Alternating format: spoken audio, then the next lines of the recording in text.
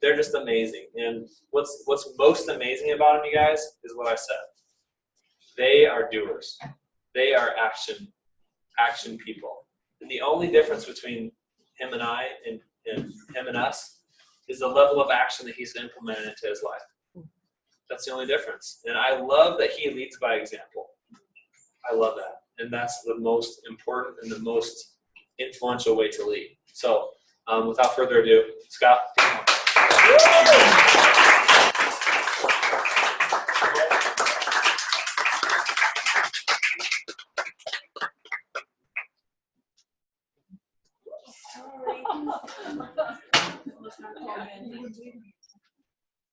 Were you guys having fun yet?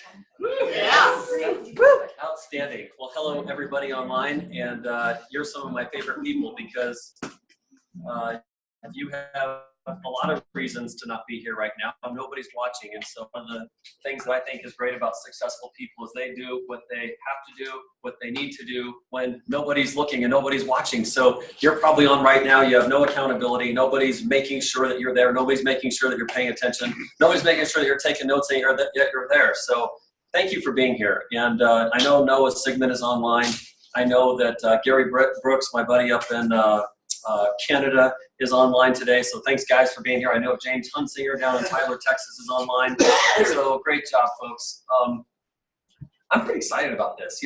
First of all, thank you, Marianne. Amazing job today. I think that was literally, one of the best times I've literally ever heard you. You really brought it today, and I appreciate how you delivered the message. It was very entertaining, and it got me, really thinking and analyzing myself. So appreciate that. Nikki and Joel, amazing job today. You did a phenomenal job of presenting. It's just so much fun, so much experience, and always the way you tell your stories and share from the heart, it just sticks with you. Juliet, it's always great to hear and learn from you, even when I have tire tracks right across the back of the neck and all that. It's great. Denise, I didn't even know you were in the house, so this is cool. It's so great that you're here. Are you refreshed? Are you feeling good? And you just got back. So, yeah. Yes. Denise just came back from a little extended trip away, working on herself, right? Yeah. If I had 5 minutes to share, whenever. Yeah. I would love to Yes. be able to just. Can I bring you up in a little bit here? I've looked at it. I'm just enjoying everybody so much. I can tell there's something about you right now. I know you so well that I can just tell there's something about you. So we would love to hear from you. So that'd be great. Okay, well, great. I literally did not know she was sitting back there. I heard her name mentioned. I'm like, that's cool that we're talking about Denise and she's not even here. And so here you are. Okay, so did we get that up there? Perfect, thank you. See that right there? Yeah. Without any explanation, what does that represent to you? Think about it before you answer. What does that image represent to you? You look at that, you see it, everybody knows what it is. What does it mean to you? Think of a couple words or a sentence or something to describe that image. Power. Discovery. Power, discovery. Achievement. Exploration. Movement and momentum. Movement and momentum. Great. Power. I think that's Technology. good. Third time. Technology. Good. How about Wonder. Yeah. Outstanding. And there's a movie called Wonder that it even involves this topic right here. So that's cool. If you haven't seen it, amazing movie. Courage. Oh. That's really good stuff right there. Risk. I love it. Impact. Impact? Yep. By the way, how you doing, Tara? Good to see you. Cool. Anybody else? I've been fascinated with any image like this my entire life. I've been fascinated beyond belief with guys like Chuck Yeager, first man to break the sound barrier. I've been totally thrilled beyond belief with this guy that came forward. He wrote a book. Nick and I have talked about this. Brian Schold is his name. If you don't know who he is the gentleman that became one of the expert pilots that flew the Blackbird SR-71. To this date, it's still a mystery on fully what the capabilities of this plane really are and what its true intentions really are. But here's what I do know. What we do know about this is there's an extreme amount of attention around things like this because there's intrigue, there's mystery. We don't really know a lot of things, but we do know that it's death-defying, yes or no? Have there been people that have died because they have blasted off in this exact vehicle that you see over my shoulder? Yes. Yep. And there's been people that have died attempting to break the sound barrier, yes or no? Yes. Yeah. And so in spite of the risk of losing your life, people still do it anyways. And as I'm talking about this, don't think for a second I'm just entertaining you with all these interesting stats. Somewhere along the line, you have to understand that this is all going to come back to you showing up in your longevity business. That's where this whole thing is going. How are you showing up in your longevity business is somewhat relational to the things that we're talking about with the imagery on this screen. Let me tell you a couple of interesting stats about the Blackbird SR-71. It is capable of going at least Mach 3.5. How fast is that? It's well over 2,000 miles per hour. Think about that for a second. How fast is 2,000 miles per hour? You could go from New York City to Los Angeles in 1 hour. You could go through Nebraska, the most boring state in the whole. Oh, come on. Come on, let's be honest. Even if you're big Red fans, let's separate the guys that are on the field playing football and just think about the state of Nebraska.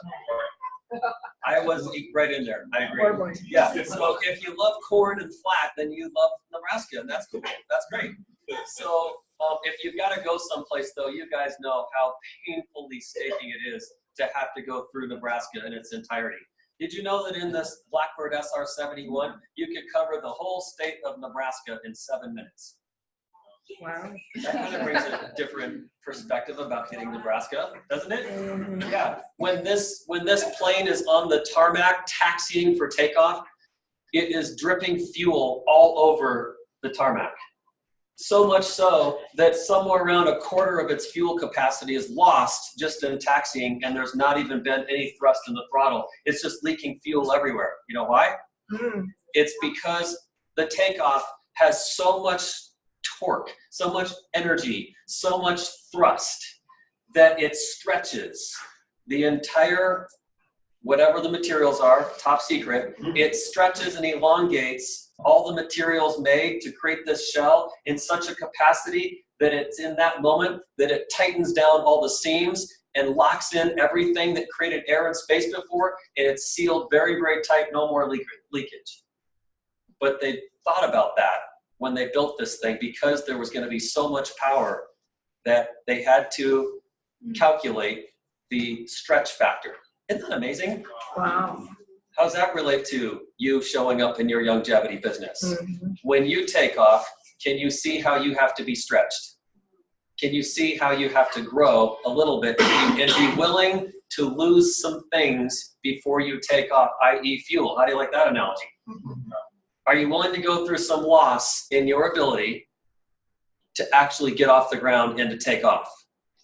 Fascinating thought, is it not? Yeah. And so I want you to write down 3 letters today. The first letter is D.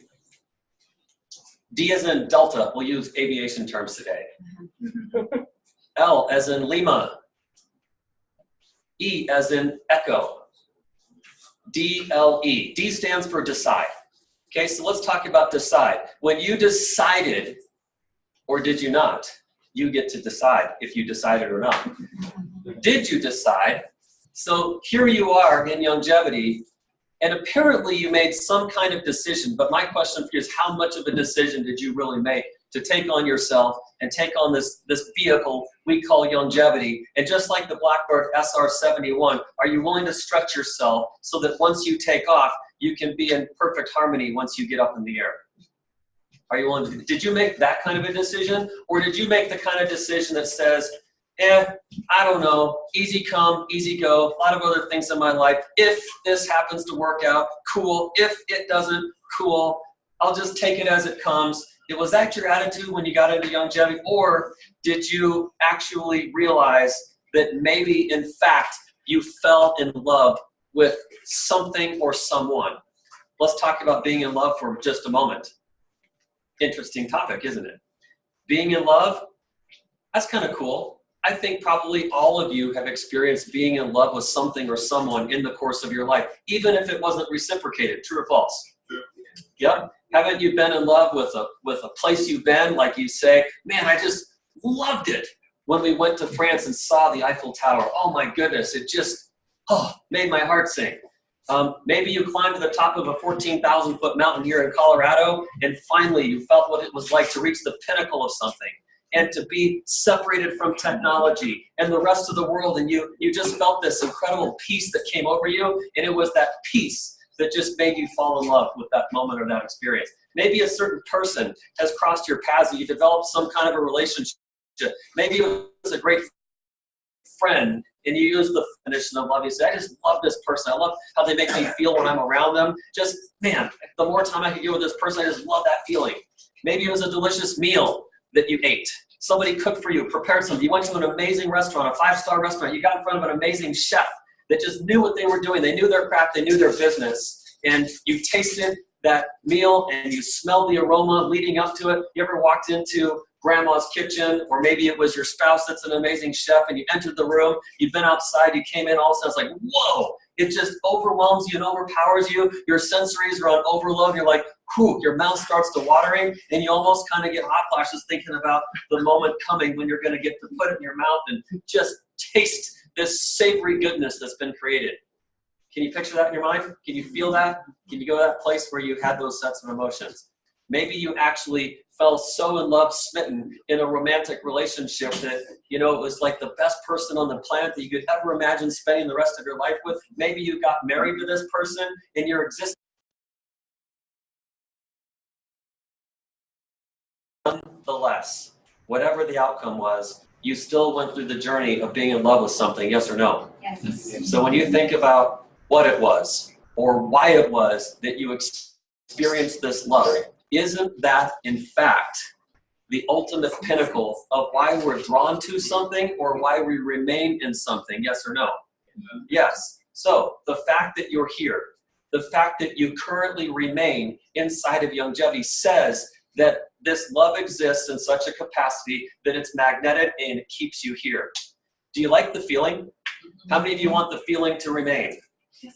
Like anything else in life, if you don't spend time working at what it is that you're in love with, then it will suddenly start to become dull. It will suddenly start to dissipate. It will suddenly start to become something that you loathe instead of love.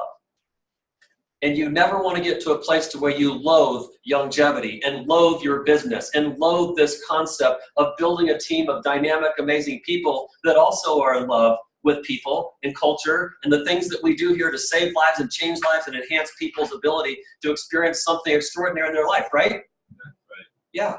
So we must remember that our number one objective here is to remain in love.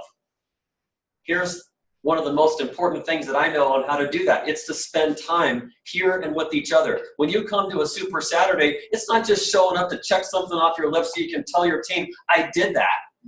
It's so that you can rekindle the feelings, the chemistry, the vibes that go on with being in love, and you can renew those vows. I remember Juliet and I went on a trip 9 years ago. We celebrated our 15th anniversary, and we went to Greece, and we went to Italy, and we went out into the middle of the Mediterranean Sea. We were on this ship. It was amazing. The water is cobalt blue. At 10:30 at night, the air just feels great flowing over you. No need for a jacket.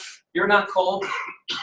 And in front of some friends of ours that were there with us, we had a great friend of ours and our pastor that was traveling with us. We went out onto the bow of the ship, and we actually renewed our wedding vows.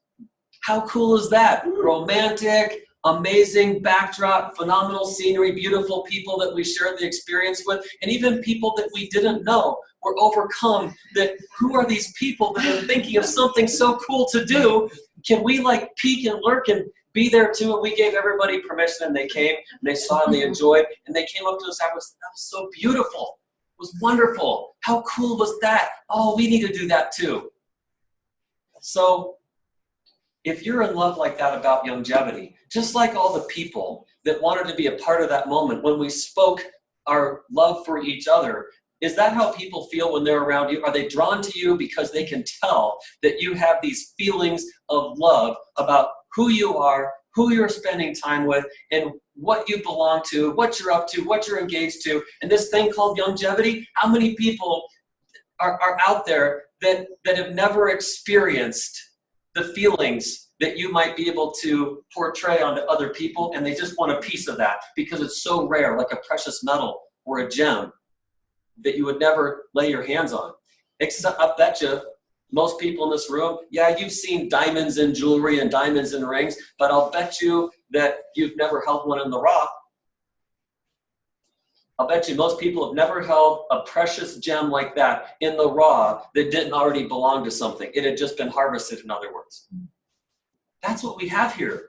We have that at our fingertips, something so rare, something so precious that people want a piece of it. They want to be around it because they know how rare it is. Is that how you show up? So that's decide. Can you get an idea now of what we're talking about when we say decide? So when you decided to be part of longevity, you have to be like, I've decided and I am learning and I feel in love with it right now because of how others have brought me here, how they've made me feel about being here. I'm in love with that. So you could be in love with people. You could have been in love with the process. You could be in love with the message. You could be in love with our products. You could be in love with the compensation plan. You could be in love with showing up to socials like this. You could be in love with your upline, your sponsors, the people that you're doing life with that elevate you and build you up and are constantly reminding you of how great you are and how wonderful you are and how talented you are and how capable of you are, how beautiful you are on the inside as well as on the outside, and that you're a difference maker and that you're a magnetic person. And if people could just get a little bit more of you, if you could just see in yourself what we see in you, then imagine. That would feel pretty good, wouldn't it? Yep. I'm telling you right now, that's the way it is. So if you can just remind yourself constantly that this is true instead of false, it is something that will click for you.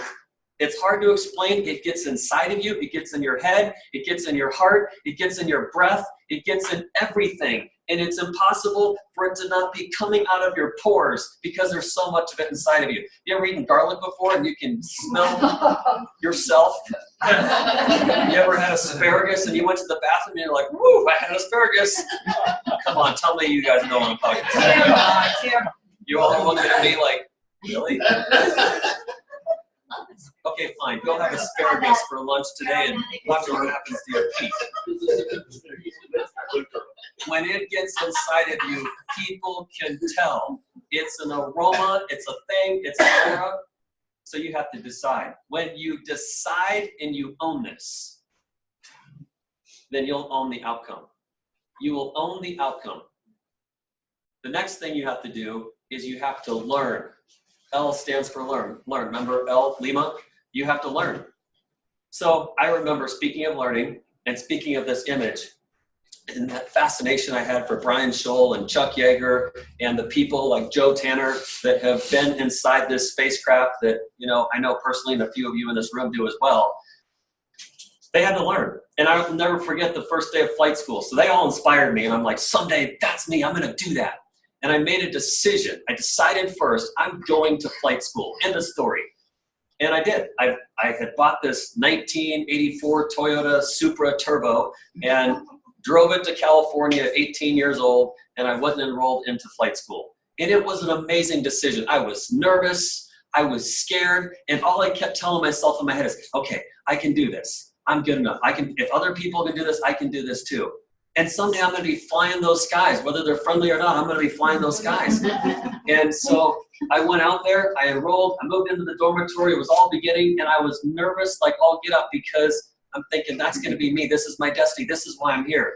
And I drove up that first day to the flight school, I investigated, looked at the airplanes on the tarmac, looked at the buildings where I'd be attending classes, looked at the runway that I would eventually be taking off from, and I got excited.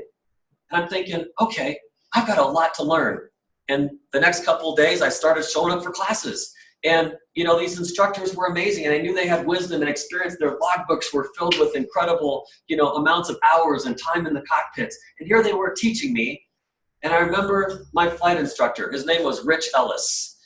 And Rich was a, you know, to me, in my mind, a little bit older guy at the time, probably 60, lots of wisdom, lots of experience, lots of life lessons. And he said, Scott, I'm Rich. He says, I will be your flight instructor. So he said, you're going to do a lot of stuff inside the classroom. You're going to have different professors, and you're going to talk about aeronautics, and you're going to learn a lot of things about, you know, physics and all these other things. And when it comes to being in the cockpit, you and me are a team. I'm going to be with you. We're going to get to know each other really, really well. We're going to log lots of time together. We're going to go through things. You're going to be mad at me. You're going to find times when you're thankful for me. You're going to find times that you want to give me a hug, but you're going to find times that are going to exist with all of your emotions, because I'm going to put you through a lot. I'm just telling you right up front. You're going to go through a lot. You're going to be taxed. You're going to be stressed. You're going to sweat. You're going to be nervous. You're going to have a breakdown. It's all going to happen. And I'm just telling you in advance so that there's really no surprises. The less surprises I can present you, the better. So I'm just telling you. You okay with that? And I said, yeah, I'm great. Fine. Cool. Let's do this. And he said, okay. He said, let's go ahead and let's have our first lesson. Let's get in the cockpit. So we went and climbed inside of an airplane, got in the cockpit. Nothing big or technical or fancy on that day. It was more of like an intro to just stuff that I would be seeing and things I'd be touching, gauges, gadgets. And he took the time to say, this is what this is and this is what that does. When you do this, this is what happens. And we went through, we probably spent a couple of hours on that first day, and I was definitely overloaded. I'd see more gadgets and more switches and more gauges, and I just kept telling myself, I can do this. It's okay. There's got to be a method here. Just enjoy the process. And so I told you, everything I'm sharing with you has something to do with your longevity business. Can you see the correlation yet? Yeah. Can you clearly see the imagery and the relationship between me and this flight instructor and him telling me what he told me on the first day? You're going to be taxed. You're going to sweat. You're going to be nervous. You're going to get sweaty palms. You might not like me on some days, and other days you're going to absolutely love me. But nonetheless, I'm always going to be here, rain or shine. You can count on me. We've been scheduled to partner together. Every time you fly, we're going to be together. Why was that important, he said? Because he said it's nice to have predictability at times in the very beginning. He said, we'll mix things up later. We'll attempt to make you really work for stuff. And I liked that. It was like a calming effect, just knowing he was standard equipment inside this airplane. Got the picture? Mhm. Okay, have you been stretched? Have you been taxed? Have you gotten sweaty in your longevity business? Have you been upset at your upline or your sponsor, or disillusioned or disappointment? Have you come across those situations yet? Be totally honest. Yes. We all should have. If you haven't felt the antithesis of everything being positive in your longevity business, you just haven't lived in longevity yet. You haven't lived in life. You haven't been in the business world yet. You haven't attempted and swung the bat enough times, attempted to take that plane off enough times if you haven't felt all those emotions. Not everything is going to be kumbaya. Not everything is marshmallows around the campfire. There's going to be stuff. It's up to you to decide that whatever the stuff is and whatever the stuff appears, that you're going to get through it and you're going to do it with class and dignity. Yes? Yes. Can you do that? Yes. Are you committed to doing that? Yes. Do you want to do that? Yes. Okay, here's why you'll want to do it. It's because what Mary Ann started talking about and what Joel and Nikki finished talking about, and what I'm concluding with, is the reason you fell in love. Love always wins. Write that down. Love always wins. Love always beats hate. Love always beats fear. Love always beats ignorance. Love always beats mean. Love always beats indifference. Yes? Yes. Yeah, so love wins. That's why you remember why you're in love instead of remembering why you're upset or mad. Right? Yes. Isn't this just beautiful for your longevity business? Okay, so we're going to spend a lot of time talking about the L and the E, Lima and Echo, learn and execute.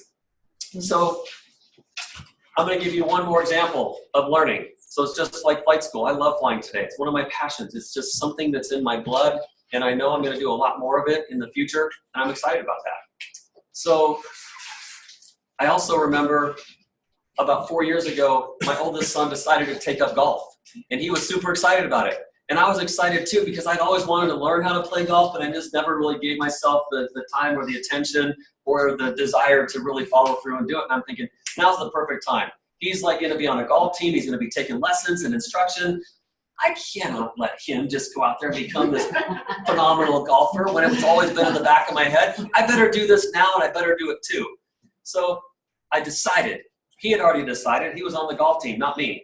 I just decided I wasn't going to let him leave me in the dust, so decided to go out and start swinging, decided to practice, decided to get a coach, paid for lessons, paid for a teacher, paid for instruction, showed up, practiced, heard the news, went to the driving range, applied it, and went and played the game. I never imagined. For so many years, I thought, wow, what would you have to do to like break 80 on a scorecard? Every time I go out there, I've always like packed it up, over here, over there, in the bushes, in the trees, in the pond, in the sand. Every difficult scenario I could find, it always reflected on my scorecard. And I realized that without instruction, I wasn't good enough by myself. I wasn't just gonna all of a sudden figure this out. Why should I? There were pros out there. There were experts out there. There were people that knew exactly the techniques and the fundamentals to take all the pain away. Why did I have to leave the golf course every time going, geez, that sucked? That's how I felt like almost every time I played golf. And I was tired of feeling that way. I knew that I could do this. I knew I was good enough. I just needed to hear it from someone else that said, it's okay. You can do this. And so that's what happened. I got some golf instruction. I've been practicing for 4 years now. And you know what? I go out on a golf course and I can fire a 74 on my scorecard. Woo! Straight up. Yeah. That's good golf. That's really good. I don't do that every time. However, I'm doing it commonly. I'm doing it frequently. I'm shooting in the low to mid 70s now, and it's good enough to compete. And I'm excited about it. And yet, even as okay as that level of game is, there's still another percentage to go. To be in the elite, to be in the best, I've got to figure out how to shave another 7 or 8 strokes off my scorecard. As good as that is, I still have to shave another few strokes off that scorecard. It's going to take more practice. It's going to take more time. So again, you decide, and then you do what? Then you learn. And you will not ever be good at anything unless you're willing to go through the pain of learning. You have to learn, and it's going to be painful. What freaked me out and pleasantly surprised me this morning was seeing Denise here, because she is constantly going through the, I don't know if pain's the right word, but you get the point. You go through the pain of learning so that you can feel the joy of existing in your newfound knowledge and experiences. Yes or no? Yes. Yeah. Pain precedes joy. It's painful to put the work into things. It's painful to practice. It's painful to fail while you're on your journey to success. Nonetheless, you learn. And you take the time to say, okay, show me why network marketing makes sense. Show me why these products make sense. Show me how to overcome people that are picking on me about network marketing or that little sidebar project, that home-based business, that little product company, that little network marketing thing you have going on. How do you deal with that? How do you handle it? How do you overcome these comments and conversations? We have to teach that stuff. If we don't teach it to you, then all of a sudden you're going to go, I don't know what I'm doing.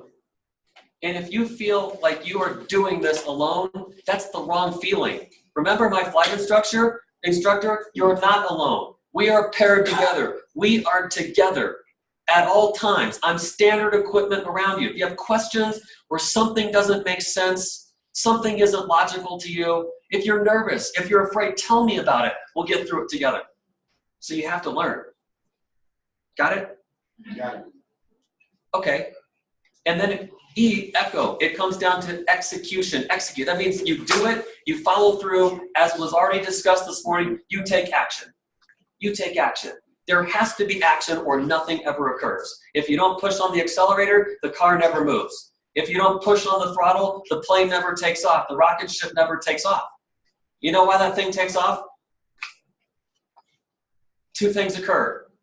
Somebody made a decision to push the throttle, which spoke to the ignition switch, then communicated to the ignition of the fuel inside those rocket tanks, and the rocket tanks responded and created an explosion of thrust that propelled something forward or up off the ground. Yes or no?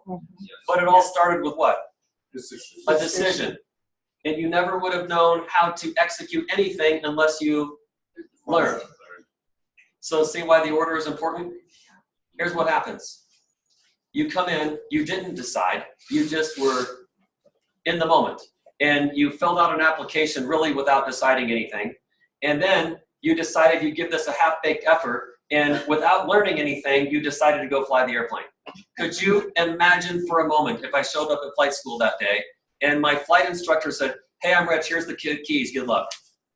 I mean, I don't even know if you'd get out of park if you didn't know something about the airplane. I don't know if you'd even be able to taxi to the runway. I don't even know if you could crash because you wouldn't even know how to do that. Right? Yes. So when you think about your journey in longevity, here's a question.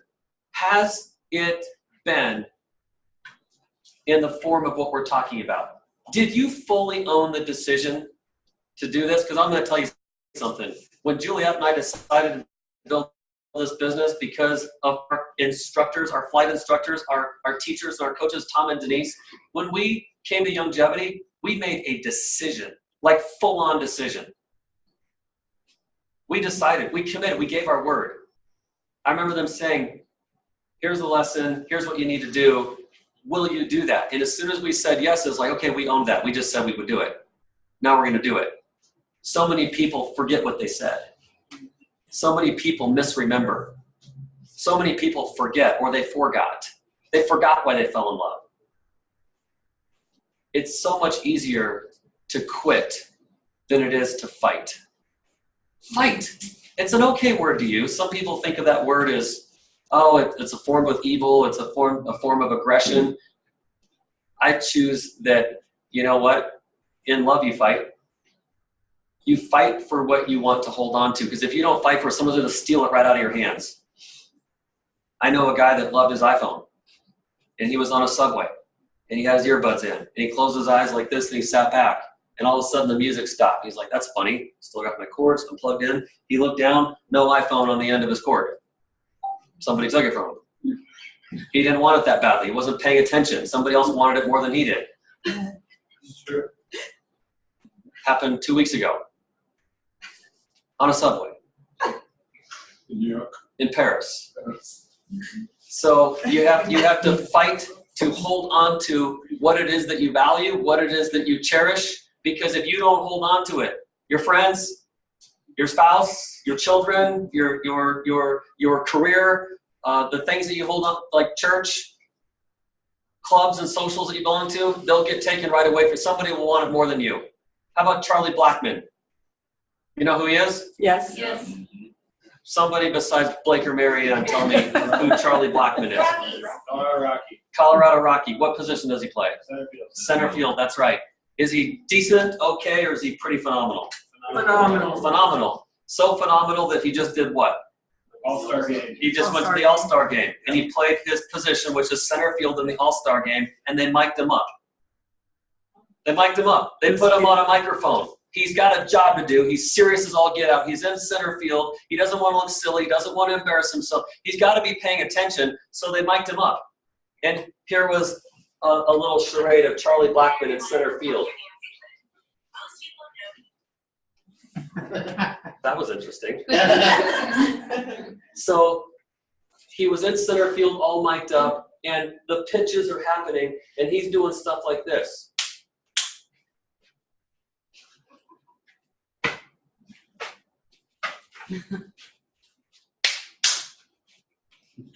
And they start talking to him in his ear, and they're like, what's that all about? Charlie, what are you doing out there right now? And he's like, well, you know, I'm looking over my shoulder right now because I really don't have any friends out here right now.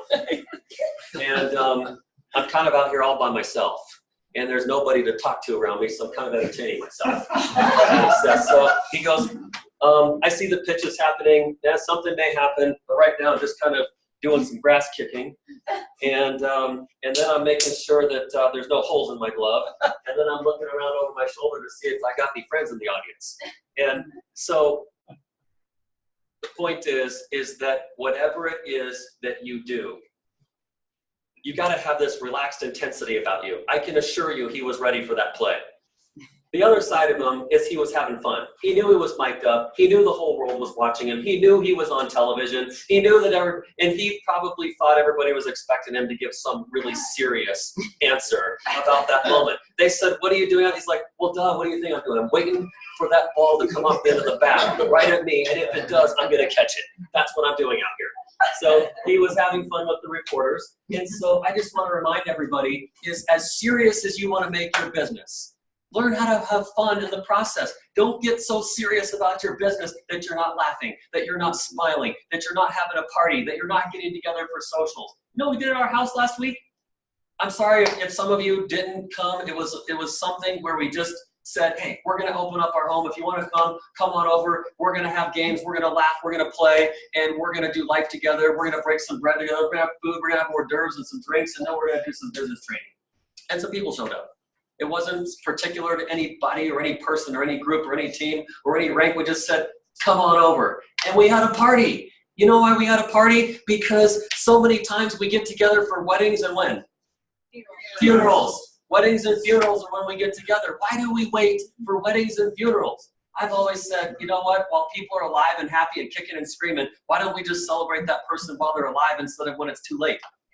Because really, when you come together at a funeral, most people feel sorry about their lack of involvement. I wish I could have said goodbye. Wish I would have told them how much I cared when I could have or should have. So let's not play any woulda, coulda, shoulda. If you want to do it, just do it.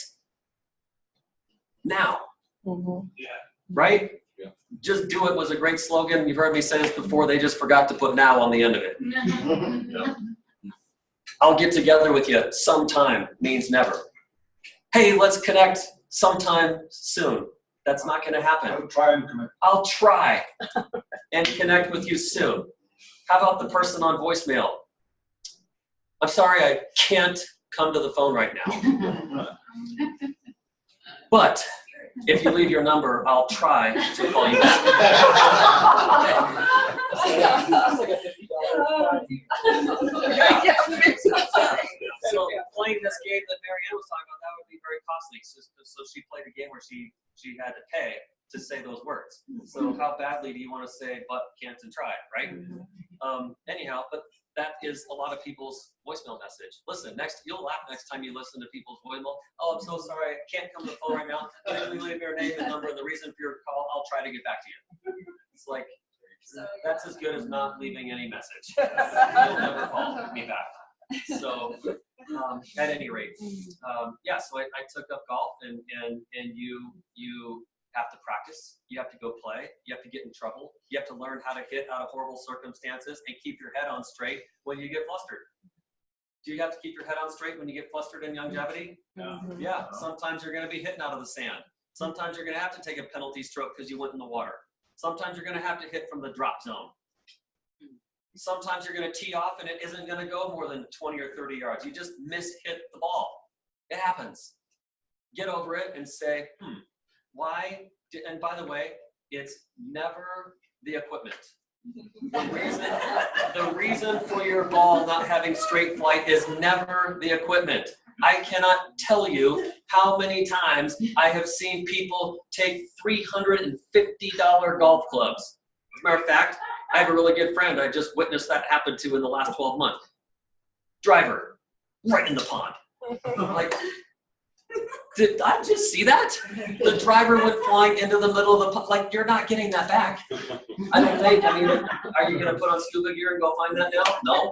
So it's so easy to get caught up in the emotion of something. I've literally seen people take expensive clubs and not hit the ball right and right up into the top of a pine tree, 50 feet off the ground. It's like, well, that's not coming down anytime soon.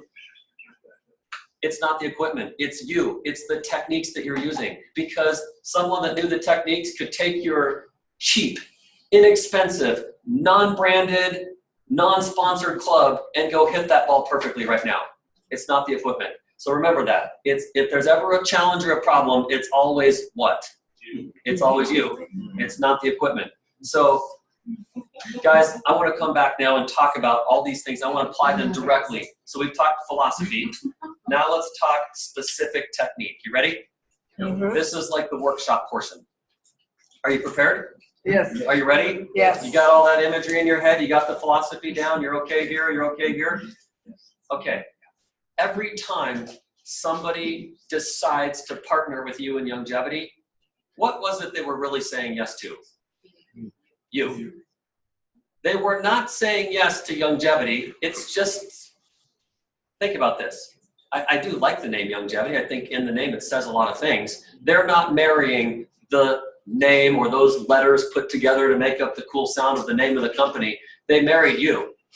You were the reason why they said yes. So somewhere in your why, it's probably a good idea if you acknowledge your thankfulness, your gratitude, your appreciation for the reason, for the person or the people that even brought you here in the first place. Don't you think that's a good thing to put somewhere in your why? I'm here because I fell in love with the people that introduced me to this business. I fell in love with the feeling that I have when I'm around these individuals that pour into me constantly and teach me and elevate me and build me up. So here's what I'd love to do. We have gotten a lot of stuff today about this of why. And I'm going to change the semantics and say, remember the reason you fell in love. Remember the reason you fell in love. So if you've been here for 30 days, great. If today's your first day, great. If you've been here 5 years, great. Remember the reason that you fell in love. So for 3 minutes, do not disturb your neighbor if you finish early. For 3 minutes, just hear a pin drop in here. No noise, no sidebar chats, no discussion. Don't start talking and getting everybody chattering. Just be quiet for 3 minutes. I'll tell you when the 3 minutes are up, and here's all I want you to do. Just be in your head to yourself and get into your heart and ask yourself, what is the reason I am here? What specifically am I in love with? What was it that I believed that could happen because of the people that I married in this business? Will I be able to accomplish, fulfill, dream, live out, experience, have, do, or be? All those things considered, what is the reason you are here at Longevity? Write that down and take 3 minutes to do it, and whatever you come up with, that's a great start. And then I'll tell you what happens next. So 3 minutes, go.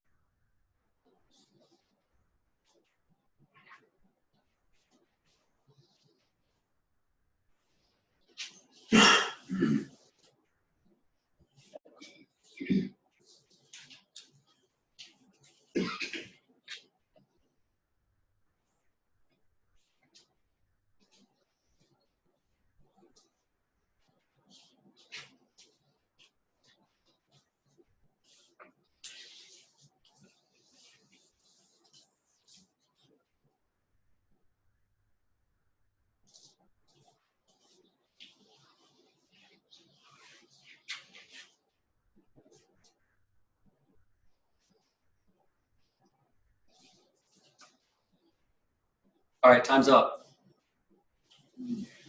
Did you enjoy that? Yes. Mhm. Yeah. Was it refreshing, Yes. or was it like painful or hard? Refreshing. Refreshing? Yeah. Good answer. How many of you were refreshed by doing that exercise? Didn't it bring to you a sense of like, wow, recommitment, elevated energy levels, newfound or reminded enthusiasm? Those were things I hope and wish for all of you that was what was occurring from that experience. So here's something else we'd love to do. So just imagine, for this example, I'm your flight instructor.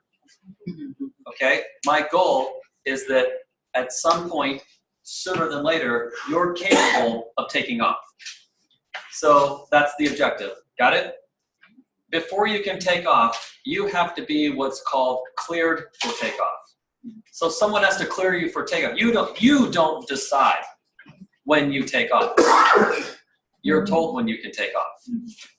So all too many times we give people the keys, limited instruction, and then we don't clear people for takeoff. We just watch them go take off, and we don't stop them. We don't prevent whatever's about to happen from happening. We just allow this to occur. If you have taken yourself off prematurely, it's not that it's the end of the world. I'll tell you what it is. It is a disaster in the making. So you'll have to go through more things than you need to endure by not being cleared for takeoff. So before you're cleared for takeoff, I'm going to share with you things that you personally need to know and what you need to teach your new people before you clear them for takeoff. Got it? Yes. Got it. Okay. So to start with, what you should know is that ultimately you are a public speaker. Because as Joel and Nikki and Juliet and Marianne talked about, what's the common denominator in growing anything? In particular, longevity, what's the common denominator? People. And if they're going to have to be communicated with, who's going to do the communicating? You in part, correct? So first person singular, I will do some form of communicating. And that is going to make you a public speaker. So to practice at random people's public speaking abilities, I would love to have a few people come up here, and I'll first ask for volunteers, and if I don't get any, I'll pick you. So who is willing to come up and share with everyone else the reason they fell in love with longevity? Yes, Buck, you raise your hands. Come on up.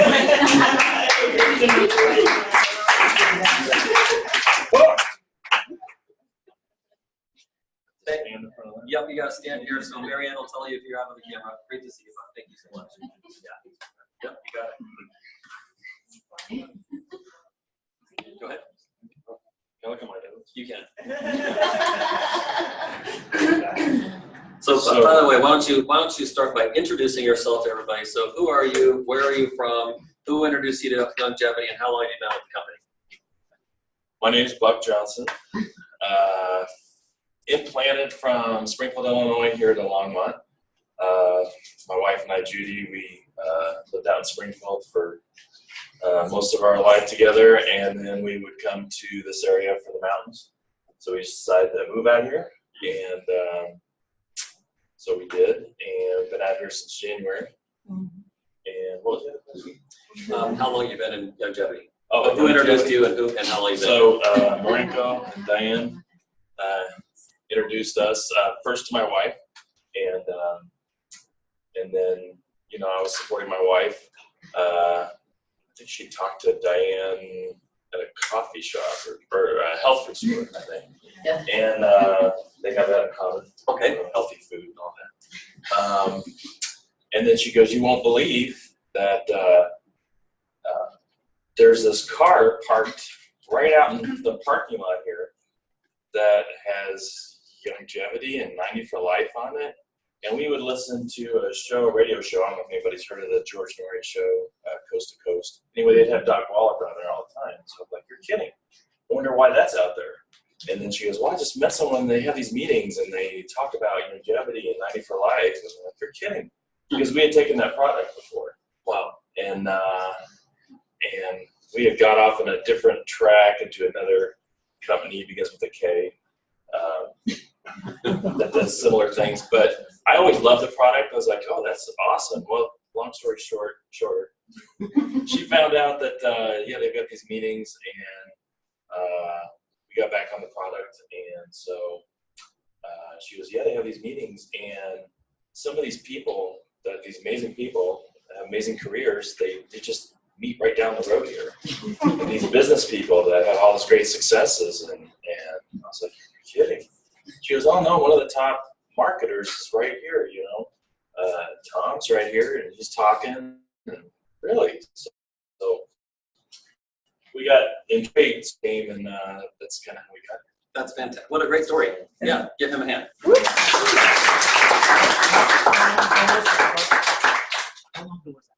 When, You guys. probably March, April? I think their first event was Leadership Master. Then you came to Leadership Mastery. Yes. Yes. Perfect. Okay, so you fell in love with something, and you're going to share that with us, right? Yeah, so I fell in love with the company again. I started with the product. Okay. So we had taken the product even back in Illinois, and I just loved what it did for me. I'm a fitness person, and I love working out, and I love hiking and doing all this. It's like I always just felt really strong and just, very sense of well-being and just very healthy. So it was the product which brought me to that. Again, hearing Doc Wallach on the show, and then people with their successes with the product. That's how we eventually ordered the product, from hearing it on the show. And then that led into when my wife wanted to get involved in selling it. I wanted to support her, so I learned more about it as she was learning more about it. And then Diana Marenko, we met and talked about it, and through them we also met Tom and Denise, and so we getting pulled into this inner circle of successful people through the product, and just the business ideas, the motivation, the energy just snowballed and just continued growing. And so we love the company, we love the product, we love the people.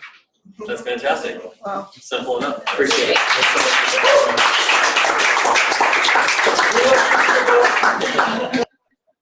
Okay, who's next? Back row? Come on up.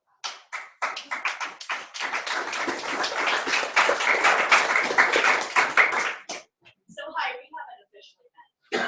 Okay. I'm We'll Caroline. get in front of the camera and officially meet. Okay, hi. Hi, So who are you? Where are you from? Caroline Pell, Grand Junction. So I know some of y'all from Zooms and stuff, so hi. I've never actually, like Jennifer, I just met you today, and Robert, I just met you today. So, what do you want to know? How long you been here? So we're like stepchildren of Longevity. So we were acquired about a little over a year ago. We were Sorvana Ladara Free Life into Longevity. So that's how we got here. This is my first event that I've been able to make because I live 270 something miles away. I have 8 children and a husband. And 9 children, yes. And I brought 2 of my teammates, my 12-year-old daughters back yonder, Faith and Hope. So this is their first meeting too. And Did Jennifer introduce you to the company? no, Yeah, meeting started ahead of time. Okay. yeah, no, it's all good. Yeah, and so, Okay. and can I give you an official welcome aboard? Oh, No. Yeah. Okay. Oh, sorry. All right. So now we want to hear why you're in love and what's going on here. What had, yeah. My first round with network marketing was actually Mary Kay in '93 in college. And so I was aware of how the whole thing worked and whatnot. But long story short, I met this gal at the club at Crossroads Fitness. And I was telling her about how I had all these kids and they were real close together in age and they were twins and it just like wrecked my health. And I used to be all of these things that I used to be and I used to be and I used to be. And she's like, no, you're beautiful now. And I was like, nobody calls people beautiful unless they want something. She flat out didn't want anything. I was just like, see, I had this, I'm telling the story. I wanted that feeling to be given to everybody else that I met. So I didn't know who she was other than her name was Kelly and she was the fitness instructor. And I was like, okay, so of course I go to Facebook because that's what you do when you want to find out about people. And so I went to Facebook and I found out that she was in this company and that she did this and that she wanted to do that. And I was like, I want to do this and that and this and that. And I had no idea what any of this and that and everything was. But I knew I wanted to make people feel how she had just made me feel. And that is why I love this company. So when we were brought in a year ago, so if you don't know what Free Life and Ladara, do y'all know what those products were or are? Yeah, yes. Okay. So that was all I knew. And so that longevity could speak to all of the jewelry and everything else. And it was just the most perfect thing on the planet is that this is something everybody can like the coffee. And so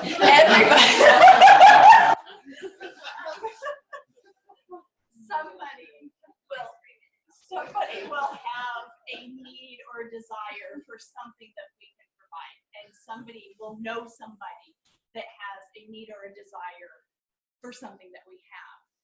And so in any way possible, I can make people feel loved and beautiful. How about if you replace hopefully and say, I will make them feel loved and beautiful. Because that's really good.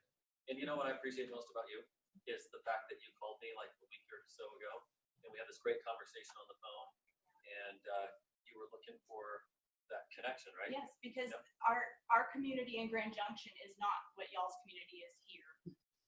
We are total boom bust energy dependent community with oil and natural gas drilling and highs and lows and everything like that. And we have a community of Colorado Mesa University and retirement homes. So we have a huge different culture over there that there is no longevity there. There's like 4 of us from Vail to Salt Lake. And there's a need for a lot more of us between Vail to Salt Lake. So there's a lot of people that need what we have. I'm seeing in your future a thriving, exploding community of young people because of your influence. Woo!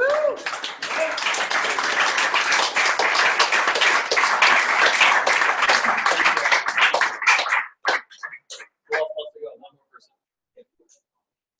Anybody? Okay, John, come on up.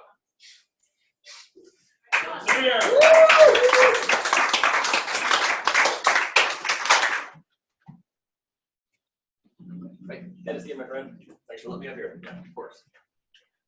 So, who are you? Where are you from? How long have you been in longevity? And share with us what it is that you are in love with about the reason you said yes. Okay. I'm John Sayer. Been a part of longevity for a little over 4 years. Live in Loveland, Colorado. been a part of this company ever since we had a great conversation. Juliet and Scott opened up their homes to us and shared with us their story. The ability to really be able to seek optimal health without needing to go through the medical community and synthetic drugs and whatnot was a big time seller for us.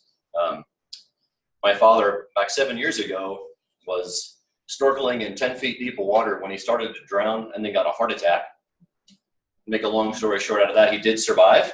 He was revived, and he's had a couple of reunions with the people who helped him revive, which is a beautiful thing.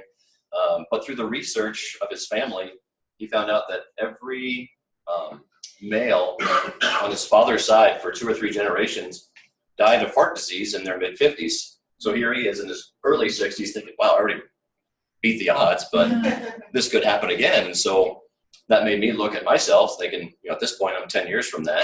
I'd kind of like to be around beyond 10 years. So having optimal health is really, really important to me. Being able to give my body the right fuel is a huge part of that. Then if I am going to live a whole lot longer, like I want to be, then financial stability is extremely important to me. And getting to understand that I don't have to be the only one responsible for my income is really, really awesome.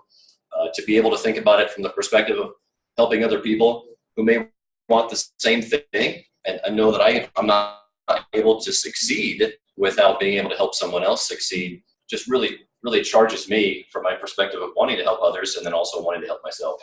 So it's beautiful to be here and be a part of a community that just seems to love on people. And that really is the third piece of what I love about being here at Longevity is the community. I know that I can be a better me and I will be a better me each and every day. And it's thanks to whoever I surround myself with, and my longevity community is a big part of that. Strong believers, people who are really strong amongst themselves and believe in me. It's helped me to be a much better person now than I was 4 years ago. That's huge. Thanks, John. Yeah. So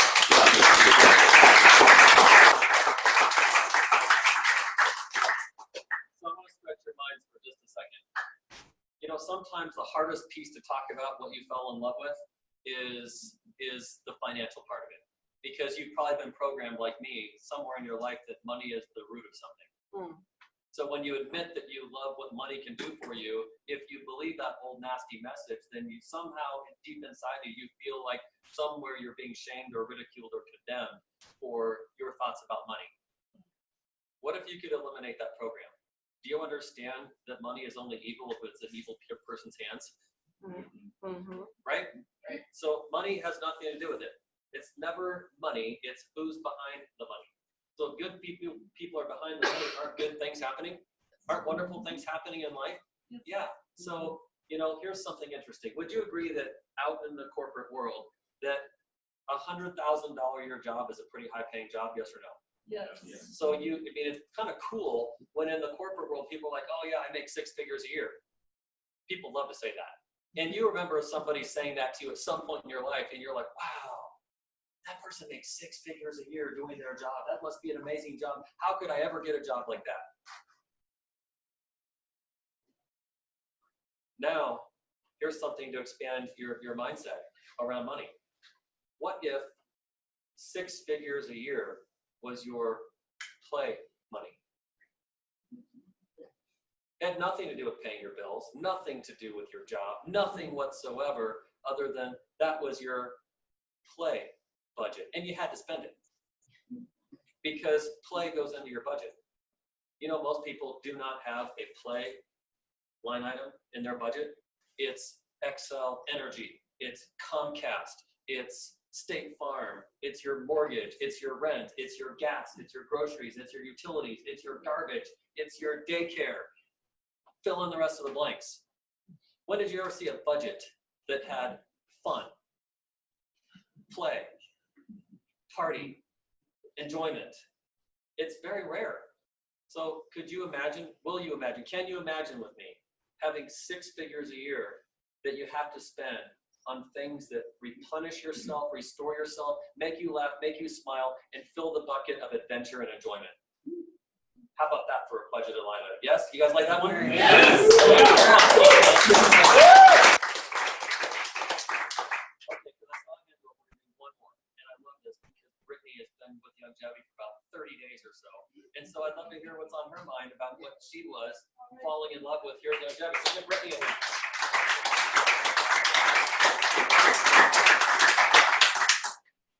Hey, are you nervous? Yes. Okay, come closer to the camera. This is one of the scariest things ever for me, and I don't know why. It's just hits me right in the heart. You doing great, sister? Is it being in front of the room? Yes. That's what is scary? Yes. Okay. I None just of you like- think she has any reason to be afraid right now. No. Because they're shaking in their boots thinking about having to be you. So I'm Brittany Wadsworth. I live in Loveland. I've been part of Longevity since the end of May. So just a couple months.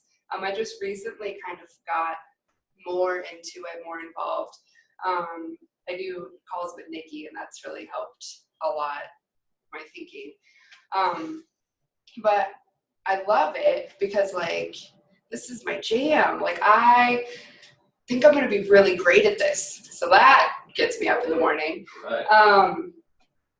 But I also like the products. I like the whole idea of getting into health and wellness. I love organic. I love it all. But I think what keeps me coming back every week to our mastermind meetings on Tuesday is the people.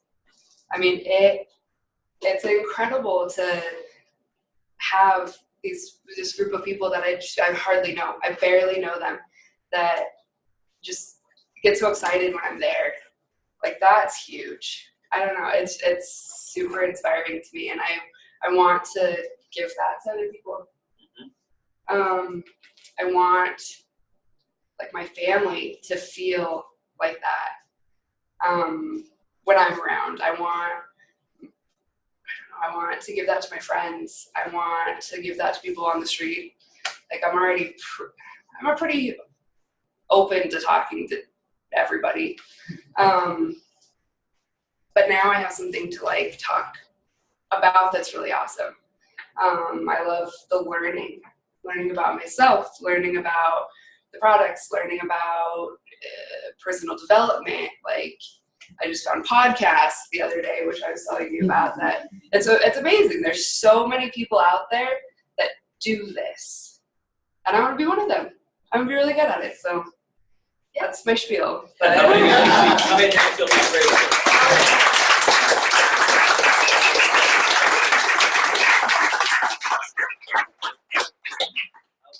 Isn't it fun hearing different people speak like that? Yes. Okay, so do you remember the common denominator that will keep people here forever? What is it? Love. It's love. So keep people in love, not out of love. And that would be a great exercise to do with every person as they're joining your business and their team, your team, and partnering up with you. Okay, so let's transition now. When is it that most people are excited, the most excited about their longevity experience? When is that time? Beginning. It's at the beginning. So if you were going to take action with someone, do you think you should take action when they're at their highest level of enthusiasm and confidence, or at their someplace else? Highest, right? Okay, so here's the next thing that you want to do. You want to help people create this list. Okay, you help people create a list. And I think you should create a monster list, like a huge list. Don't say, yeah, just jot down a few names on paper. Challenge your brand new person while they're at their highest of highs. Build a huge list. What's huge? Doesn't matter. Huge is huge. Build a list. Now you have someone coming back to you immediately, not next week. You do this when? Immediately. Immediately. You do this now. You build the huge list right this second. You build a huge list. When people are fired up, you can end up with a list of 200, 300, 400, 500 people. Think about that. That is your roadmap. No list, no business. You ever heard this saying, all dressed up and nowhere to go? Yes. You ever gotten in the car and you're like, oh no, I'm on empty. You're not going anywhere except to the The gas station, the closest one. So that's not when you want to be operating, is when you're on empty. Operate when you're on full. You have a list. That's your roadmap. Now you have something to do. It's interesting to me. So many people get started in longevity, and the next thing you know, a month has gone by. No training, not plugged into Super Saturdays, no masterminds, no weekly meetings, no one-on-ones, no follow-ups, nothing. And yet, they ordered a CEO pack. What is up with that? How could you have a brand new person that gets a CEO pack and yet you haven't prepared them for takeoff? You have to prepare your people for takeoff. So what's going to happen is they enrolled in flight school and they never showed up for class. There's a lot of people that do that. They enroll into all kinds of things and never show up for training, never show up for class. You want to be a pilot? You got to show up to flight school. How often? Every day. Every day you have to show up. So treat your business the same way. So this list, what are you going to do with it? You're going to not say, hey, great list, go ahead and start calling people, and then walk away from them and leave them with this list, because this is like giving them the keys to the plane, not enough training, and you're telling them, go ahead and taxi for takeoff. Do you really want your people that know nothing, have no training, no experience, don't really understand network marketing to pick up the phone and start calling people? This is the biggest fatal flaw, is when you allow people to start calling people and you haven't trained them on what those phone conversations look like. So here's what you need to do. You need to train people, first of all, to have thick skin. There's a difference between crocodile skin, rhinoceros skin, hippopotamus skin, and elephant skin versus lamb skin. There's a big difference. One is very thin, very tender, very soft, very vulnerable. And the other ones, they don't even know it when birds are standing on them. They don't. You see the pictures on the magazines and they've got a whole flock of birds just standing on their backs and they don't care. They don't know they don't care that there's 10,000 flies and mosquitoes and gnats and all kinds of insects crawling all over them. They don't care. They don't feel any of them. It's almost irrelevant. So thick skin, very important. What does that do? Give me an example of why a new person needs thick skin. You're in network marketing? You're in network marketing. What's another example? Overall rejection, right? You're excited about something, somebody expresses back to you their distaste or their disdain for the thing that you're in love with, and here's their energy level, and every time a mosquito comes at them, it goes ratchet down, fly, ratchet down, mosquito, ratchet down. And pretty soon, no show, no involvement, your new person is nowhere to be seen or found. Because the truth of the matter is, they think that that's the way it is for everybody all the time, and then here comes the comment, I guess I'm not cut out for this. Well, nobody's cut out for that. If someone comes up and starts smacking you in the face, how fast do you want them to stop? Now would be a good time. So nobody's cut out for ongoing abuse. As soon as you recognize abuse, stop. Immediately stop. That's why you don't allow your new person to get abused by sending them out to do something that is hard and not be able to be there with them and for them. So you make the list, then you teach the invite, you talk about thick skin, and then without saying go for it, tell me how it goes, you say, let's do this together. Let's pick up the phone. Let's make some calls together. Because in real time, you can be like, whoosh, too much information to your new person. You're talking too much. You give them the look like, so it's shut them down, stop. Simple things in conversations for inviting.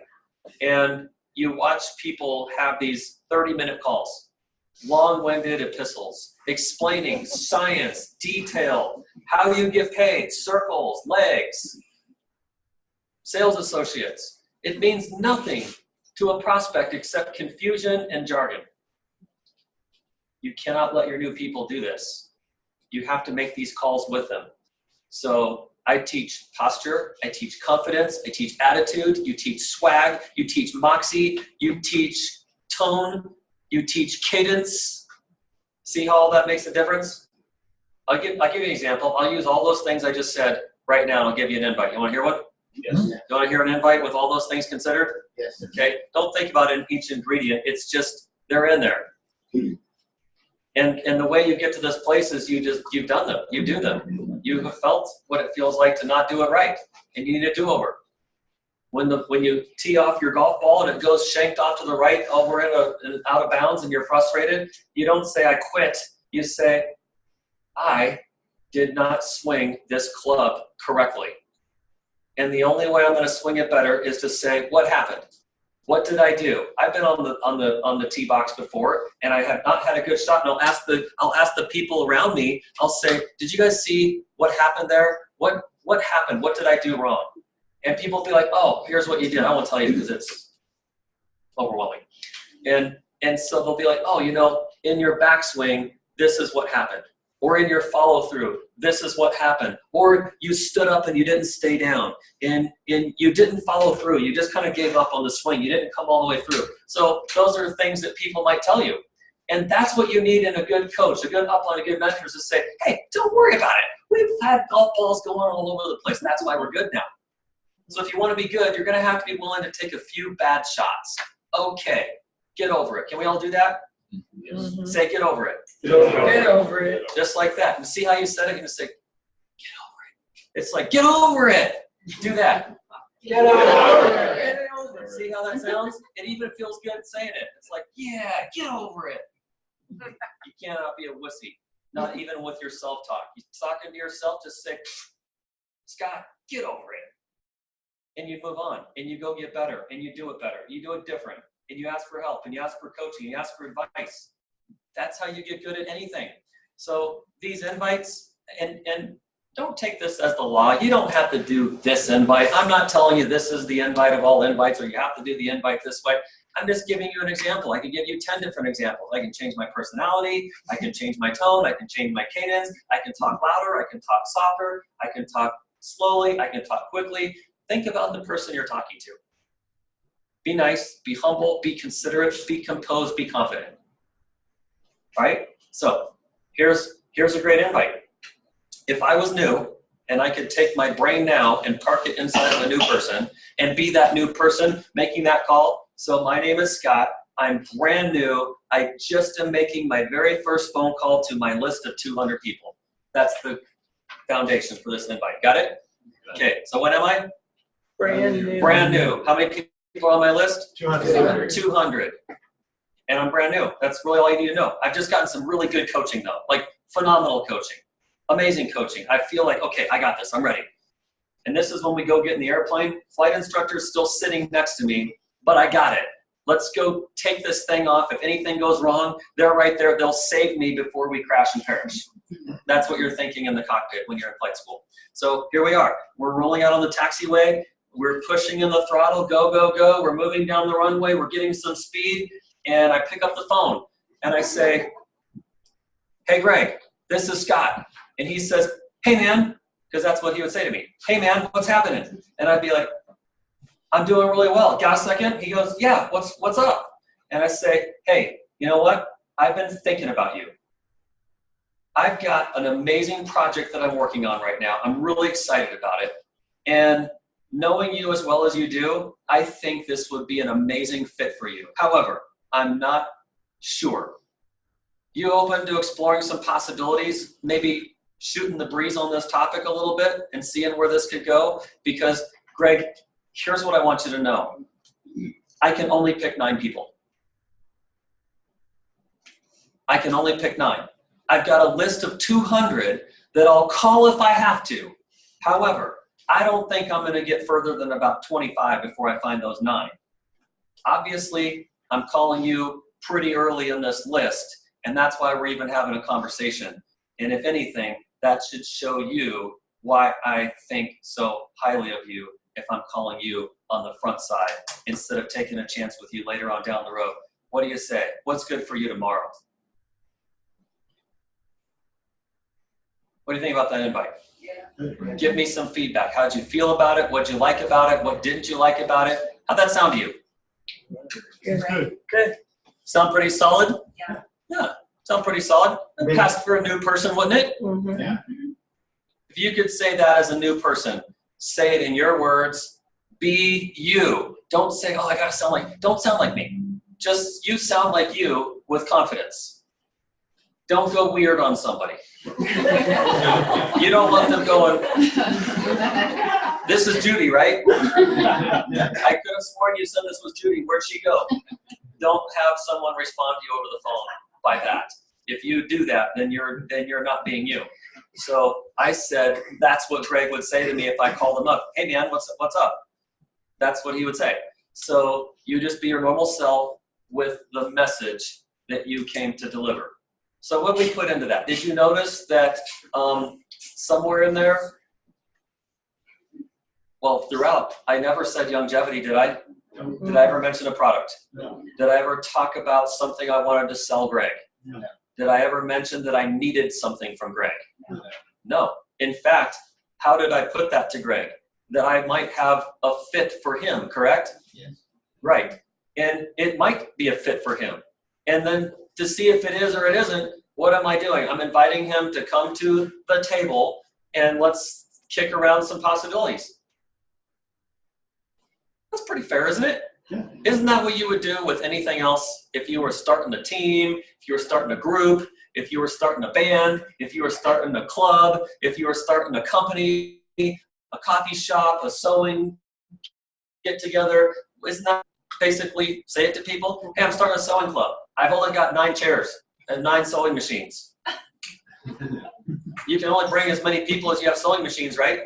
Yeah. And I can only bring as many people as there are 1-star executives in the compensation plan. Right? Right. I've got 9.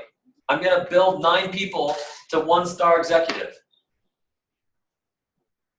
You don't use that lingo though. You just say 9. I've got room for 9. I've got a list of how many? 200 people. So what you want them to see is there's a big, huge gap. Like, holy cow, this is like winning the lottery. You called me? You got 200 people that you could ask, but you only need 9? That's right. And what you do is you put that person on notice saying, you're special. Versus, I got this new, here's the antithesis. So I got this thing.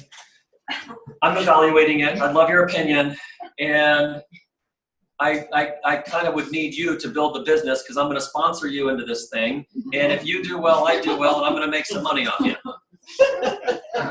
That's how most people come across when they're recruiting into their business. Even though it doesn't quite get that absurd, I just wanted you to see the point. Mhm. Yeah. Although some people do get that absurd. Yeah. Come to think of it. So, did that help you with invite? Yes. Yes. Did it? Yes. So, remember this principle as you're inviting. Even if your passion is the products, remember your associates, your business builders are customers too. Customers are customers. Business builders are customers too. Which one do you want? The business builder, not because of the title or the name, it's only because they're going to go talk about it too. You want to duplicate someone that is in love with people. Got it? Yeah. So you show all the information, which includes products, as well as why this business makes sense, and that you pick somebody to be one of your 9, so they can get wealthy too. You like that? Yes. Okay. So that's what it is that you're teaching. Now, you've got this person cleared for takeoff. So if I was role-playing that with Greg, I'd say, Greg, let's do that right now. Do that back to me. Tell me what you just heard me say in that invite. And he's going to go, okay, all right, I can do this. And then he's going to do it. And maybe he slaughters it the first time. I'm like, hey man, that's a great attempt. Awesome. Here's a couple things I noticed that were really well. Here's a couple of areas that you're going to have to polish this up a little bit. Here's what I would do to tweak that. Go again. And he gives another run. And I'm like, yeah, that's like 80%. You're almost there. Now I just tweak this. Do it again. That actually sounds pretty good. Muscle memory. Do it one more time. Okay, I think you got this. But here's what happens.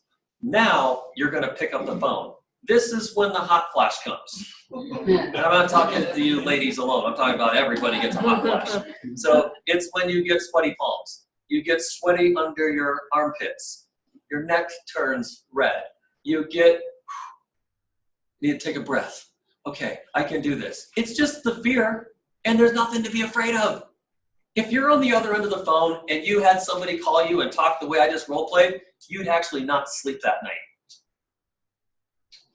You wouldn't sleep that night because you were so excited, like, what did I just hear? My good friend just called me and they said that? This sounds beyond exciting. What are they doing? That's what you're thinking. But if you start chirping and giving out too much information, they're like, I got this all figured out. This is what they're up to. I'm going to go Google this.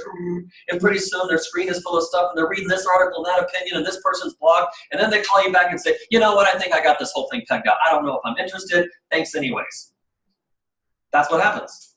So you prevent all that by having a master action plan and strategy, and you get taught this stuff up front. That stuff either never or rarely happens. So how'd you like to never or rarely have that stuff happen versus that's like the norm for most people with their experience?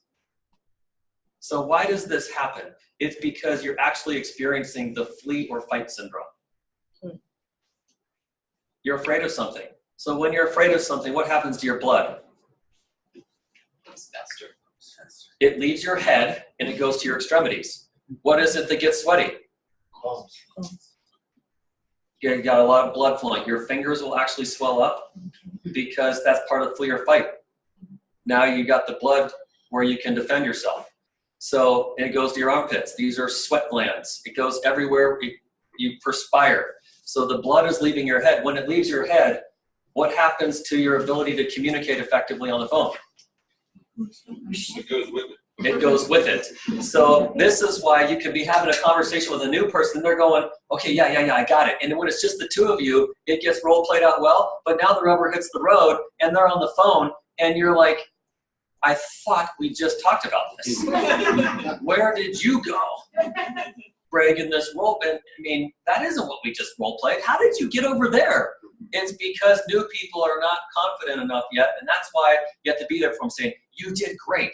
And the more they're confirmed that they did great, the less nervous they become. They're reinforced that, okay, I'm on the right track. I'm doing this correctly. And now they're not so nervous or scared. Can you picture all that? Is this making sense? Yep. Yeah. Okay. Good stuff, James? Yes. Good. Got some notes, do you? Yes. Okay, good. All right, questions? Somebody's got to have a question. And yes. So when you guys do get a new person under you, so how much time do you take with that person in training on those calls? I mean, what's a realistic time frame on something like that? I think it's great to spend whatever time is necessary. It's different for all people. I mean, the truth is, if I really did this with Greg, he would pick it up very, very quickly. He's a good communicator. He's got great social skills already. So other people, it's fine. They just may not be great communicators. They may not have as good of practice social skills. So you have to be more patient with that person. And so the answer is however much time it takes. Don't rush the process of not being poor at follow-up and follow-through, but don't rush them into a situation yet that you haven't cleared them for takeoff. Got it? Yeah. So I don't know. I think you can train a person in, I think you train a person in a couple of hours pretty well. And that's after they've gone through, after you told them to go to the longevity university. All the exercises that we just did, this is what you're going to do. Yep. And then ultimately, you're just kind of like stealing my show right now, Judy, because that's what's coming next. Oh, okay. No, I'm just kidding. no, I'm just kidding. Going. Yeah, you're exactly right, actually. You conclude this whole thing off with, okay, now I want you to go through Longevity University. It's going to take you 90 minutes. Yep. So there's the personal relational stuff, which is all this stuff we just rehearsed and role played. And now there's the duplication tool side. Go to Longevity University, and this is how you talk. You say, what I want you to do, Greg, is I want you to learn from about 8 of my friends. See how you say that? Say that again. I want you to learn from about 8 of my friends. Oh, okay. I'd love for you to learn from about 8 of my friends. They're experts on different things that are very important for your success. And you have them do that when? When do you think, Judy? When would you want them to go through Longevity University? At the beginning. Tonight. Right, yeah. Today. Yeah. Yeah, so Right. when we leave now, what I want you to do is I want you to go home and go through Longevity University tonight. So in one 24-hour period, they've heard, they've decided, they're learning, and they're not yet executing. They're not at the execution stage. They haven't completed Longevity University. They have permission to do nothing until that's done. The only thing they can do is come back together with you or come back together into the presence of these people to fuel their energy. Not cleared for takeoff to communicate yet.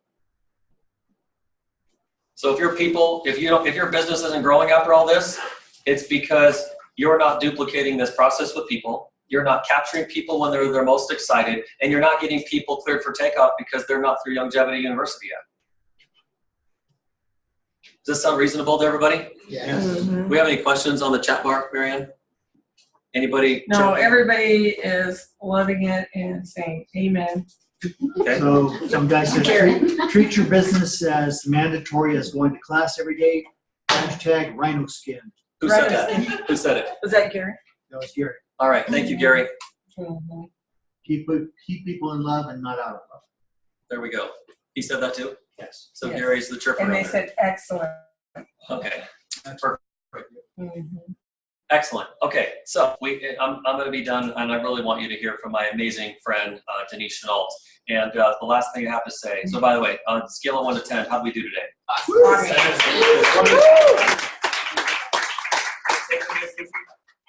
Outstanding? Spectacular. Okay, good. With the British accent. Good. Okay. I'm glad you all feel that way because I thought a lot about today's Super Saturday, and we wanted to bring serious substance and meat and potatoes and stuff that's delicious. So thank you, Nikki. Thank you, Joel. Thank you, Marianne. Thank you, Juliet. And thank you to everybody that's been here. And convention. There is no good reason that any of you could come up with for not going to convention. Not money, not time, I'm not in the right place yet. Find a way, figure it out. If you need to get creative, have us help you brainstorm on what it is. So remember the word can't? A lot of people will tell me, or they'll tell you, I can't go, as if that's final. You can go, and you should replace it with the word won't. So now you need to own why you're not going. So can't means like somebody died. Can't means I have an emergency turmoil that's beyond all possible recognition or anybody's understanding. It's more like, if you're not gonna go, here's what you say. I won't go because I'm afraid.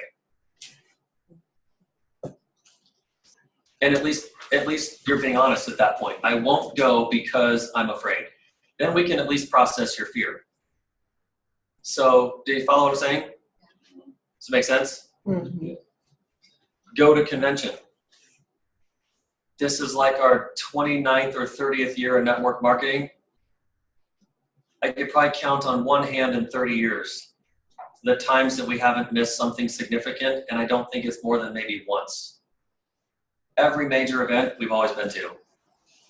Our son's going to college. The same exact week that convention is for the first time. We have someone that's helping us get closer to empty nesting.